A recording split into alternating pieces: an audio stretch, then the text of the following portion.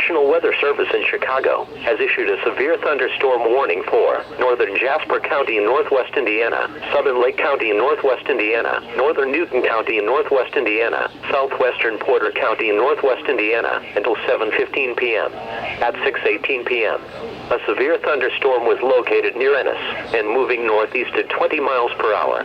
Hazard, 60 miles per hour wind gusts and half-dollar size hail. Source, radar indicated. Impact, hail damage to vehicles is expected. Expect wind damage to roofs, siding and trees. Locations impacted include Lake Village, Roselawn, Surrey, Fair Oaks, Dare, Sumab Resorts, Pembroke, Forest City, DeMott, Moody, Gifford, Mount Ayr, Schneider, and Wheatfield. Other locations affected: US 41 Dragway. For your protection, move to an interior room on the lowest floor of a building.